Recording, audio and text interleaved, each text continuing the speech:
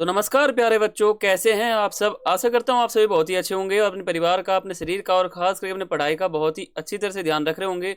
तो प्यारे बच्चों, आज से हम अपना जो क्लास 12th है उसका सीबीएसई बोर्ड एग्जाम 2025 जो आपका 17 फरवरी 2024 को होने 25 को होने वाला है, ठीक है। यानी 17 फरवरी 2025 को जो आपका फिजिकल एजुकेशन का क्लास 12th का पेपर होने वाला है, तो उसके लिए आज से हम एक न्यू सीरीज स्टार्ट करेंगे, जिसके तहत मैं आपको 10 के 10 चैप्टर दोबारा से रिवीजन करवा दूंगा। और ये जो हमारे 10 चैप्टर मैं अभी आपको करवाऊंगा, ठीक है। पहले मैं आपको पहला चैप्टर करवाऊंगा, फिर दूसरा, ऐसे करके मैं आपको टोटल 10 चैप्टर करा दूंगा, जो कि सेशन 2024-25 का रहने वाला है। सीबीएसई बोर्ड एग्जाम 2025 आपका जो फिजिकल का पेपर है क्लास 12th का, वो है 17 फरवरी 2025 को, ठीक है। तो आज हम अपने रिवीजन वीडियो में पहला चैप्टर देखेंगे, जिसका नाम है खेल कार्यक्रमों का प्रबंधन, ठीक है। तो आगे बढ़ते हैं। देखो, मैं आपको बताना चाहूंगा कि आपके टोटल ये जो फिजिकल एजुकेशन का बुक है, इसमें 10 अध्याय दिए हुए हैं, ठीक है। तो आज हम पहला अध्याय देखेंगे, जिसका नाम है खेल कार्यक्रमों का प्रबंधन, है ना। ये आपको पता होगा, आपका पहला चैप्टर है। अब मैं आपको ये बताता हूँ, मैं आपको हर चीज बारीकी से बताऊंगा ताकि आपको हर चीज समझ में आते रहे, ठीक है।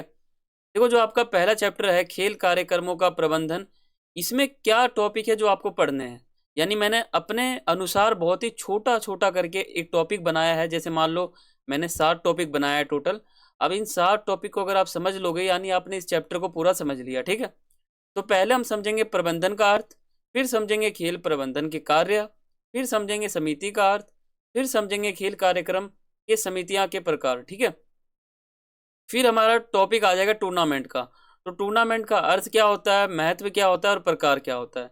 ये टोटल 7 ही टॉपिक हैं, जिनको अगर आप पढ़ लोगे तो आपका पहला चैप्टर खत्म हो जाता है, ठीक है। देखो, ये हमारा रिवीजन वीडियो चल रहा है। अगर आपने हमारे इस रिवीजन वीडियो के सीरीज को पूरा देख लिया, 10 के 10 के चैप्टर को आपने देख लिया, और फिर आप 17 फरवरी 2025 के पेपर के लिए जाओगे, तो आपको सभी क्वेश्चन आते होंगे उस पेपर में, ठीक है। तो अब हम बात करते हैं पहले चैप्टर का। देखो, चैप्टर का नाम सीधा सा आपको ये पता है कि चैप्टर का नाम है खेल कार्यक्रमों का प्रबंधन, ठीक है। खेल कार्यक्रमों का प्रबंधन, ठीक है। ये आपके चैप्टर का नाम है। अब इसमें आपको ये समझ में आना चाहिए कि इस चैप्टर का अर्थ क्या है। देखो, चैप्टर का नाम है खेल कार्यक्रमों का प्रबंधन, यानी खेल से संबंधित जो भी कार्यक्रम होते हैं उनका प्रबंध करना। जैसे मान लो क्रिकेट हो गया, उसका प्रबंध करना, ठीक है। फुटबॉल गेम हो गया, उसका प्रबंध करना। यानी कुल मिला के जितने भी खेल होते हैं, खेल के जितने भी कार्यक्रम होते हैं, उनका प्रबंध करना, यही इस चैप्टर के अंदर आप पढ़ोगे, ठीक है। तो आगे चलते हैं, ये हमारा चैप्टर का नाम है। अब बात करते हैं अपना पहला टॉपिक। पहला टॉपिक हमारा है प्रबंधन का अर्थ। शुरू करते हैं हम, प्रबंधन का अर्थ क्या होता है। देखो, प्रबंधन का मतलब होता है किसी चीज की व्यवस्था करना, यानी किसी चीज का इंतजाम करना। ये हमारा होता है प्रबंधन, ठीक है। जैसे मान लो किसी चीज का प्रबंध हो गया, तो हम कहते हैं कि ये चीज हो चुका है। यानी अगर मान लो चेयर चाहिए, तो चेयर का प्रबंध हो गया, इसका मतलब क्या है कि कहीं ना कहीं प्रबंधन हो चुका है। तो प्रबंधन विभिन्न समूहों तथा व्यक्तियों के साथ मिलकर किसी कार्य को सफलतापूर्वक करना या करवाना प्रबंधन कहलाता है। मान लो जो प्रबंधन है वो बहुत सारे समूह मिलकर, ठीक है, विभिन्न समूह तथा व्यक्तियों के साथ मिलकर अगर हम किसी भी कार्य को सफलतापूर्वक करवाते हैं, ठीक है, यानी प्रबंध करते हैं। जैसे मान लो 4-5 व्यक्ति हैं, उन्होंने मिलकर जो है किसी चीज का प्रबंध कर दिया, तो इसी को प्रबंधन कहते हैं। अगर आपको दोबारा बताऊं, तो देखो, प्रबंधन विभिन्न समूहों तथा व्यक्तियों के साथ मिलकर किसी कार्य, कोई भी कार्य हो, उसको सफलतापूर्वक करना या करवाना प्रबंधन कहलाता है। अब बात करते हैं दूसरा टॉपिक। मैं आपको टॉपिक वाइज पढ़ा रहा हूं। दूसरा टॉपिक हमारा है खेल प्रबंधन के कार्य। तो खेल प्रबंधन का जो पहला कार्य है, खेल प्रबंधन का जो पहला कार्य है वो है नियोजन, दूसरा है नियंत्रण, तीसरा है संगठन, चौथा है नियुक्तिकरण, और पांचवा है निर्देशन, ठीक है। ये जो 5 है, ये टोटल जो हमारे संगठन है वो है। खेल प्रबंधन के जो कार्य हैं, संगठन आगे आएगा, लेकिन ये जो खेल को प्रबंध करने के जितने भी कार्य होते हैं, जितना भी स्टेप होता है, वो हमारे टोटल 5 स्टेप हैं, ठीक है। तो पहले बात करते हैं नियोजन। यानी नियोजन क्या होता है। देखो, नियोजन को योजना भी कहते हैं। यानी किसी भी कार्य से पहले, यानी मान लो नियोजन अर्थात योजना, ठीक है। योजना एक पूर्व निर्धारित प्रक्रिया है जो किसी विशेष लक्ष्य के प्राप्ति के लिए बनाई जाती है। योजना या फिर नियोजन कहते हैं। जैसे मान लो कोई काम होने वाला है, उससे पहले एक बड़ा सा योजना तैयार किया गया और उस योजना के तहत वो काम पूरा किया गया, ठीक है। तो इसको कहते हैं योजना। यानी पहले गेम से पहले क्या बनाया जाता है? योजना बनाया जाता है, आप सभी को पता है, ठीक है। और जब योजना बनाते तो इनका कार्य क्या रहता है? उद्देश्य क्या है इस गेम का, वो निर्धारित करना। आकार जो है, इसका मतलब आधार जो है ना, ये गेम किस लिए हो रहा है, किस आधार पे हो रहा है, तो आधार को विकसित करना। योजना को लागू भी करवाना, यानी सभी जो मेंबर है वो योजना को फॉलो कर रहे हैं कि नहीं, समीक्षा करना, यानी उसका विश्लेषण करना, ठीक है। उसको बिल्कुल विस्तार से हर चीज बताना कि ये योजना है। वैकल्पिक कार्यवाही की पहचान करना, वैकल्पिक कार्यवाही का मूल्यांकन करना और एक विकल्प का चयन करना, खेल के लिए अच्छी योजना बनाना। ये काम हो गया हमारा नियोजन का, ठीक है। अब बात करते हैं हमारा नियंत्रण। नियंत्रण का मतलब होता है किसी के ऊपर कोई प्रेशर बना के रखना या फिर नियंत्रण करना किसी काम को। तो नियंत्रण का तात्पर्य उस प्रक्रिया से है जिसके द्वारा कार्यों को पूर्व निर्धारित योजना के अनुरूप चलाया जाता है। इसका मतलब ये है कि जो नियंत्रण होता है, इसका मतलब सीधा सा ये होता है कि जो भी योजना बना है उसके अनुसार ही नियंत्रण रखना। जैसे मान लो जो क्रिकेट के अंदर बना है, तो बॉल यहाँ पे रहेगा, बैट यहाँ पे रहेगा, प्लेयर्स यहाँ पे रहेंगे, ग्राउंड इतना बड़ा होगा, यानी ये सब चीज़ जो है ये योजना के तहत है और जो नियंत्रण है वो इसी के अनुसार ढाला जाएगा। तो इसको कहते हैं नियंत्रण, ठीक है। इनका कार्य सीधा सा ये होता है मानकों का निर्धारण, वास्तविक सफलता का मापन तथा प्रमापों की तुलना, ठीक है। और अपेक्षा के अनुरूप सफलता ना मिलने पर जो संभावित कारण है उसका विश्लेषण भी करना और आवश्यकता अनुरूप सुधारात्मक उपाय एवं कार्यवाही करना। अगला है हमारा संगठन। संगठन का मतलब होता है ऑर्गेनाइजेशन, ठीक है। ऑर्गेनाइजेशन होता है, इसको कहते हैं संगठन। तो संगठन का तात्पर्य उस प्रक्रिया से है। मैं आपको हर चीज एकदम बारीकी से बता रहा हूँ क्योंकि इसमें हर चीज आपको यहाँ पर, जैसे संगठन मैंने आपको बताया, फिर इसका अर्थ बताया, फिर इसके कार्य बताए, इतना भी अगर आप लिख दोगे तो आपके फुल नंबर आ सकते हैं। संगठन का तात्पर्य उस प्रक्रिया से है जिसके द्वारा कार्यक्रम संबंधी कार्यों को परिभाषित एवं वर्गीकृत किया जाता है और इस प्रकार उन्हें विभिन्न समितियों द्वारा व्यक्तियों को सौंपकर उनके अधिकारों और दायित्वों का निर्धारण करना। तो संगठन का मतलब होता है बहुत बड़ा व्यवस्था, उसके तहत क्या होता है, बहुत अधिकार, बहुत मतलब व्यक्ति, बहुत दायित्व, ठीक है, सब कुछ देखा जाता है उसके अनुरूप, ठीक है। ये होता है संगठन।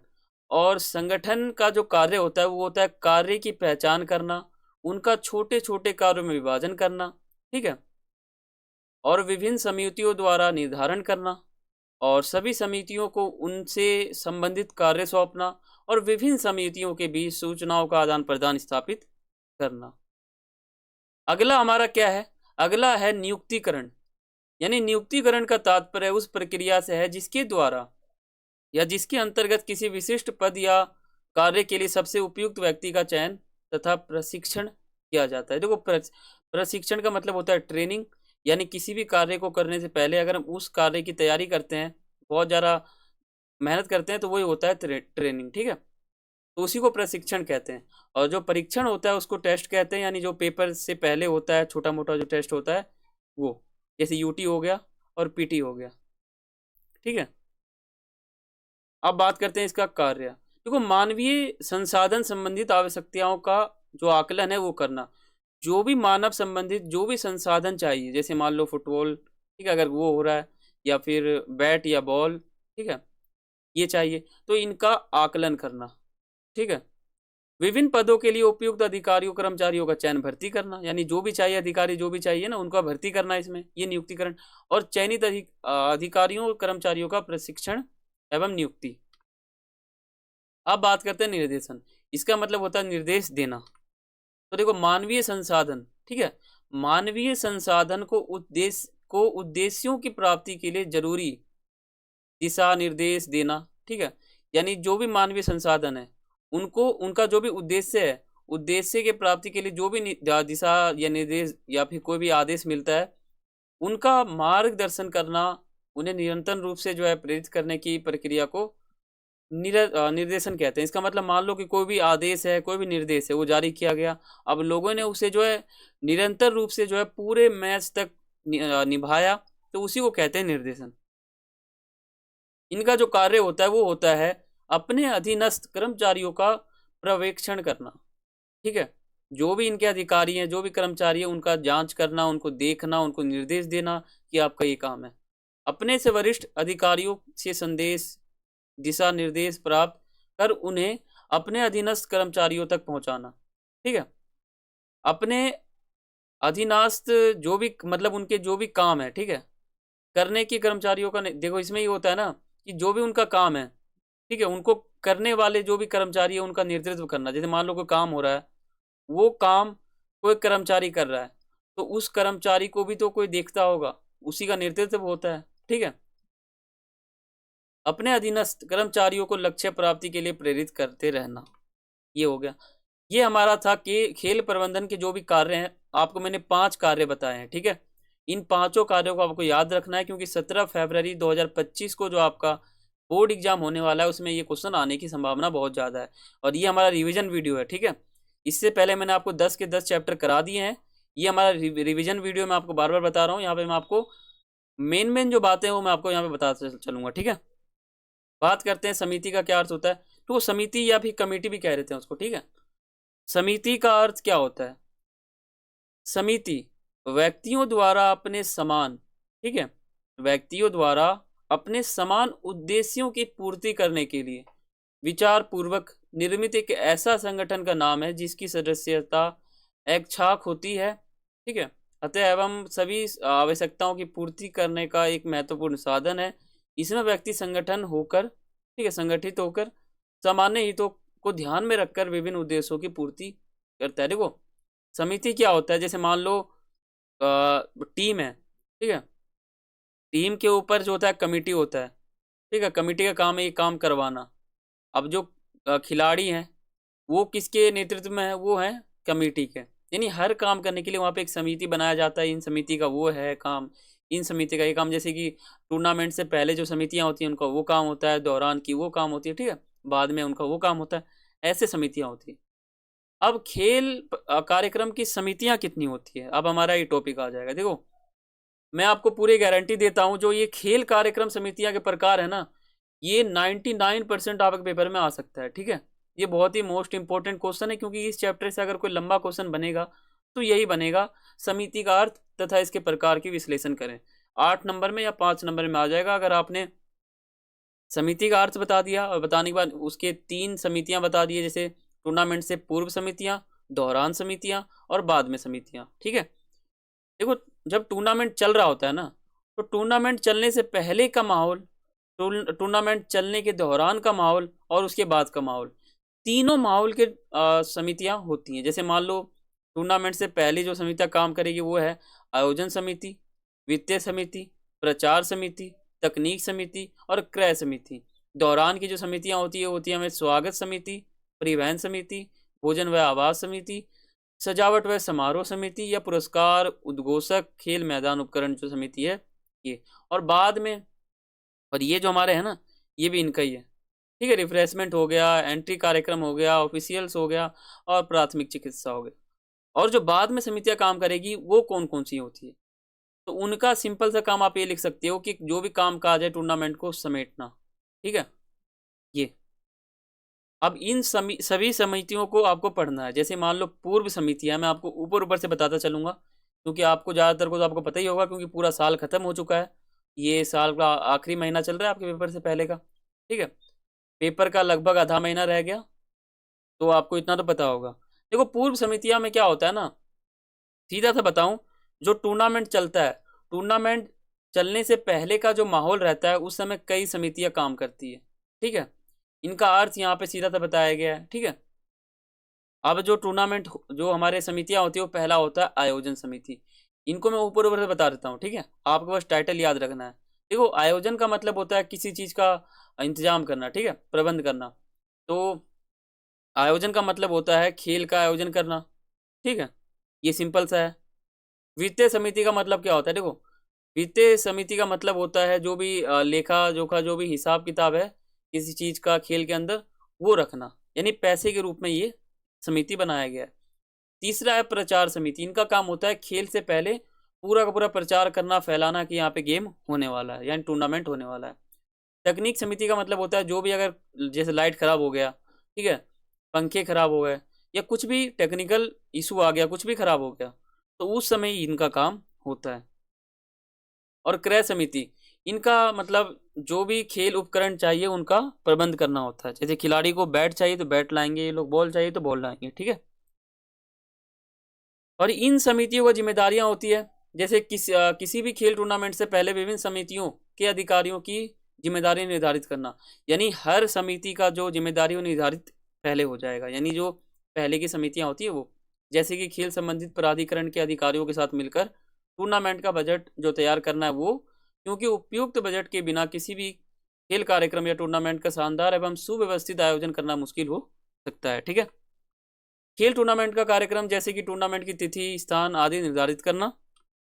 और हमारा ये हो जाएगा कि खेल के मैदान, कोर्ट, ट्रैक तथा संबंधित खेल उपकरण की व्यवस्था करना, जो कि स्पोर्ट्स टूर्नामेंट को आयोजित करने के लिए जरूरी होती है। यानी इसका मतलब ये समझ लो कि जब टूर्नामेंट आयोजित होगा उससे पहले इन सभी का ये जिम्मेदारी है, ठीक है, पूरा का पूरा, ठीक है।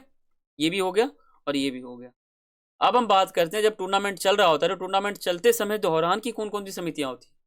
देखो दोहरान की समितियां मैंने आपको पीछे बताया था माइप माइंड में जो हमारा था, उसमें एक चीज मैंने आपको ये बताया था कि जो टूर्नामेंट है ना उसके 3 प्रकार थे, पहला, दूसरा, तीसरा। पहला था जैसे टूर्नामेंट से पहले, दूसरा था हमारा दोहरान, तीसरा था हमारा बाद में। जो टूर्नामेंट से पहले समितियां काम करेगी वो मैंने आपको यहाँ पे बता दिया। अब टूर्नामेंट के दौरान जो समितियां काम करेगी वो मैं आपको बताऊंगा, और बाद में जो समितियां काम करेगी वो मैं आपको बताऊंगा। इसी प्रकार ये क्वेश्चन पूरा किया जाता है, ठीक है। तो पहले हम ये देखते हैं कि दोहरान की कौन कौन सी समितियां होती है जो काम करती है। जैसे मान लो स्वागत समिति, इसमें क्या होता है कि हमारा जो टूर्नामेंट है वो स्टार्ट हो जाता है तो उस समय जो भी खिलाड़ी आते हैं उनका वेलकम करना, ये इनका काम होता है, स्वागत करना, ठीक है। नाम ही से पता चलता है स्वागत मतलब किसी का वेलकम करना, ठीक है। तो ये समझ लो इसमें वेलकम होता है। और परिवहन समिति में क्या होता है कि जो खिलाड़ी होते हैं उनको उनके घर से मैदान तक लाना होता है, ठीक है। भोजन तथा आवास समिति, यानी खिलाड़ियों को जो भी भोजन चाहिए होता है वो उनको प्रबंध करवाना। और सजावट व समारोह समिति, ये क्या करते हैं ना, ये सजावट करते रहते हैं, उस समय सजावट चलते ही रहता है। पुरस्कार समिति, इनका काम होता है जब टूर्नामेंट समाप्त हो जाएगा तो पुरस्कार देना, ठीक है। अगला क्या है, अगला है खेल मैदान उपकरण समिति, यानी खेल के समय जो भी मतलब इनको उपकरण चाहिए वो इनको देना, इनका काम होता है। और रिफ्रेशमेंट व मनोरंजन समिति, इनका काम होता है रिफ्रेशमेंट बांटना खेल खत्म होने के बाद, या खत्म होते होते बढ़ जाता है। एंट्री व कार्यक्रम समिति, ठीक है, एक ये हो गया हमारा। और ऑफिशियल्स के लिए जो समिति है वो, और फिर हमारा हो जाता है प्राथमिक चिकित्सा, ठीक है, ये हो गई दोहरान की। अब जो दोहरान की समितियां होती है उनकी कुछ जिम्मेदारियां ऊपर ऊपर से होती है, जैसे कि उद्घाटन के लिए उचित व्यवस्था करवाना, ठीक है। जो भी उपकरण चाहिए जैसे कि जो भी है मैदान, फील्ड, जो भी है सबकी जांच करना, ठीक है। पूर्व निर्धारित कार्यक्रम के अनुसार आयोजित करना, जो हमारा जो भी योजना हमारा टूर्नामेंट से पहले बन के तैयार हो गया है उसी योजना के तहत हमको चलना है, ठीक है। खिलाड़ियों तथा खेल अधिकारियों की सभी आवश्यकताओं की पूर्ति करना, व्यवस्था करना, और जो भी उद्घोषणाएं हैं, जो अनाउंसमेंट है वो, ठीक है, ऐसे आपको इसमें समझना है। अब जो बाद में समितियां होती है तो इनका सीधा सा काम यह है कि जो भी टूर्नामेंट आयोजित किया गया था उसमें सभी कामकाज को समेटना, खिलाड़ियों को घर पे पहुंचाना, साफ सफाई करना, जो भी लाइट है, पंखा है, जो व्यवस्था है उसको हटाना, बॉल बैट सबको हटाना, ठीक है, ये सब काम होता है। इनकी जिम्मेदारियां ये सभी हैं जो आप यहाँ पे देख सकते हो, ठीक है। अब हम बात करते हैं मेन टॉपिक, टूर्नामेंट का अर्थ क्या होता है। देखो बच्चों, देखो टूर्नामेंट का मतलब सीधा सा बताऊं तो अभी आपने इतना समझा, टूर्नामेंट, टूर्नामेंट आपने पूरा समझ लिया है, पूरा चैप्टर टूर्नामेंट के ऊपर है, ठीक है। देखो टूर्नामेंट का अर्थ होता है एक योजना के तहत विभिन्न टीमों के बीच नियमों के अनुसार टूर्नामेंट का या प्रतियोगिता का आयोजन करना ही टूर्नामेंट कहलाता है। मान लो 5 टीम है या 2 टीम है, 2 टीमों को, जैसे मान लो दो टीम है, अब 2 टीमों को एक साथ मिलकर, जैसे मान लो एक योजना हो गया, 1 टीम और 2 टीम, इन दोनों टीमों को लेकर एक योजना के तहत कोई खेल आयोजित किया गया है तो उसी को कहते हैं टूर्नामेंट। ठीक है, यानी 4-5 टीमें होंगी या 2-3 टीमें होंगी, ठीक है, 2 टीम कम से कम होंगी और उनके साथ ही एक प्रतियोगिता चलेगा जिसको टूर्नामेंट कहते हैं। यानी एक योजना के तहत विभिन्न टीमों के बीच नियमों के अनुसार प्रतियोगिता का आयोजन करवाना ही टूर्नामेंट कहलाता है। अब टूर्नामेंट का जो महत्व होता है, यानी टूर्नामेंट जब आयोजित किया जाता है, खत्म हो जाता है, तो उसके क्या क्या महत्व होते हैं। तो खेलों का प्रचार होता है। जैसे मान लो अगर कहीं मान लो एक्स नंबर पर कहीं मान लो कोई खेल आयोजित किया गया है 2024 में, तो 2024 में अगर किया गया तो उसका प्रचार दूर दूर तक हो जाएगा, लोगों को पता चल जाएगा कि हाँ 2024 में खेल आयोजित यहाँ पर हुआ था। ठीक है, तो पहला तो खेलों का प्रचार हो जाता है। दूसरा हो जाता है खेल कौशलों का विकास, यानी जो भी वहाँ पे जो खिलाड़ी आते हैं उनका कहीं ना कहीं जो स्किल है, जो कौशल है, वो डेवलप हो जाता है। अब आगे बात करते हैं, वो है बड़े स्तर की प्रतियोगिताओं के लिए खिलाड़ियों के चयन में सहायक, यानी अगर खिलाड़ी ये सब टूर्नामेंट करेंगे तो बड़े बड़े टूर्नामेंट के लिए भी उनको बुलाया जा सकता है। मैत्री यानी मित्रता और भाईचारे का विकास हो जाता है। और अगला महत्व वो है सामाजिक गुणों का विकास, यानी समाज में गुण दिखने को मिलते हैं।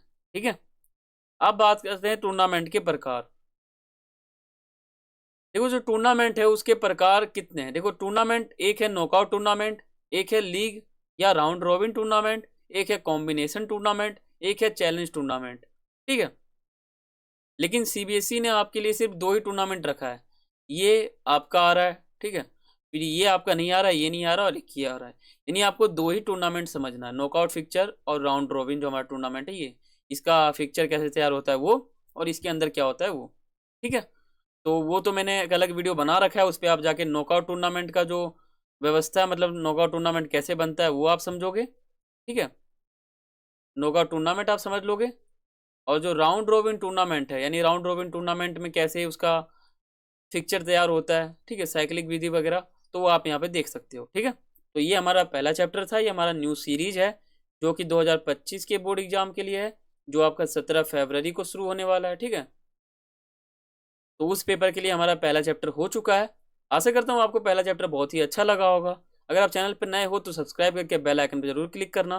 वीडियो अच्छा लगा तो वीडियो को लाइक करना, कमेंट करना। तो फिर मिलते हैं अगली वीडियो में, तब तक के लिए सभी को थैंक्स फॉर वॉचिंग। जय हिंद, जय भारत।